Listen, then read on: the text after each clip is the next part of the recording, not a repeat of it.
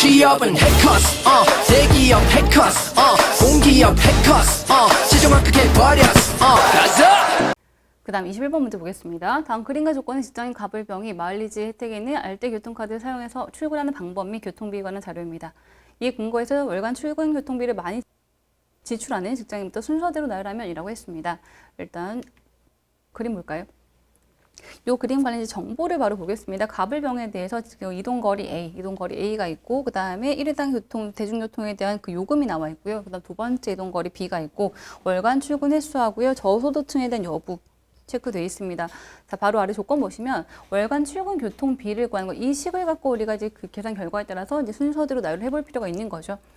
자, 아래 내용 보면 기본 마일리지에 대한 것이죠. 기본 마일리지는 뭐 지금 그 금액에 따라서 나눠지게 되는데 2,000원 이하면 병이 포함이 됩니다. 1회 교통비, 그렇죠? 여기 병이 포함이 될 거고요. 기본 마일리지. 그리고 2,000, 3,000 사이면 을이 들어가고요. 3,000 초과면 갑이 포함이 됩니다. 이렇게. 자, 그 다음에 추가 마일리지는 저소득층에 대해서만 그 적용이 되는데, 그럼 을은 제외가 되는 거죠. 그 갑과 병만 여기 한 번씩 더 병하고 갑이 여기 이렇게 포함이 됩니다. 자, 마일리지 적용 거리라고 하는 거 있는데요. 출퇴근 1회당에 도보 자전거로 이동하는 거리 합인 거고, 그러면 이제 여기서는 이렇게 A하고 B의 두 개 거리 합을 갖고 식에 넣을 거고요. 그 다음 그 값은 최대 800m까지만 인정이 됩니다. 그 다음 1000 넘더라도, 800 넘더라도, 800까지만 그냥 딱 식에 넣어주시는 거죠. 800 넘더라도. 자, 그러면 여기서 먼저 값부터 묘식에서요. 월간 출근 교통비를 구한 식 여기서 넣겠습니다. 자, 값은 먼저 출근 1회당의 대중교통요금이 3,200이에요. 괄호 그대로 넣을게요. 자, 괄호 3,200에서 시작을 하고요. 자, 마이너스 기본 마일리지하고 추가 마일리지 두 개 합이에요. 기본 마일리지 450 있죠. 그렇죠? 자, 추가는 아래쪽에 있는 200이 됩니다. 이렇게요. 자, 곱하기 여기 800분의 적용 거리인 건데 곱하기 800분의 적용 거리는, 자, 먼저 값에 대한 정보 600과 200 두 개, 800까지 다 넣을 수 있죠. 그렇죠? 800까지 이렇게. 곱하기 출근 횟수는 15회. 이렇게 식이 완성이 됩니다. 자, 을도 다 바로 볼게요. 자, 을은 1회당의 교통비가 2,300으로 시작을 하고요. 자, 마이너스 기본 추가는 없으니까 기본만 넣게 됩니다. 350. 곱하기 역시 800분의 을의 이동 거리는 500과 500, 1000인데 1000이라도 800까지만 가능하죠. 800까지만 넣게 되고요. 그리고 출근 횟수는 22회가 됩니다. 자, 병도 바로 적죠. 자, 병은 1,800원으로 시작하고요. 1,800. 자, 마이너스 마일리지가 처음에 250이고요. 여긴 추가도 있습니다. 을만 없고 갑과 병은 추가가 들어가죠. 100이 추가되네요. 곱하기 800분의, 자, 병은 지금 이동 거리가 400과 200, 600m입니다. 600m까지면 600m, 800 이하니까 그 숫자 그대로 적을 거고요. 곱하기 횟수 22 이렇게 되겠죠. 그렇죠? 식 좀 정리 한번 해볼까요? 먼저 값은 괄호 값을 구하실 때 곱하기 쪽을 먼저, 뒤쪽을 먼저 계산하시고, 그리고 앞에서 계산 결과를 뺀 형태로 와주시는 겁니다. 여기도 곱하기 먼저 해야 되는 거죠. 앞에 뭐 뺄셈 먼저 하고 이렇게 하시면 안 되는 겁니다. 사칙 연산의 순서라는 것은 곱하기를 먼저, 그 뺄셈보다 먼저 해주시는 거예요. 여기도 이쪽을 먼저. 그럼 여기 괄호가 650인 거고요. 650. 800분의 800이면 어차피 곱하기 1이기 때문에 의미는 없어집니다. 이거 이제 없앨게요. 여기도 없앨 거고요. 그럼 320 마이너스 650인 거니까 2550이 남겠죠. 좀 첫 번째 값에 대한 계산 결과는요. 2550, 이게 괄호 값을 구하는 거고요. 곱하기 15는 그냥 따로 바로 적겠습니다. 자, 그 다음 을이에요. 자, 을은 곱하기 1이면 없어질 거고, 그럼 2300 마이너스 350만 남게 됩니다. 1950이겠죠. 1950.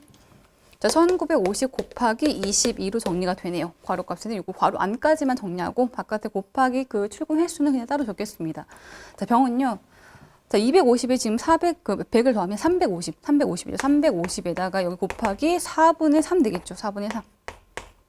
이렇게 돼요.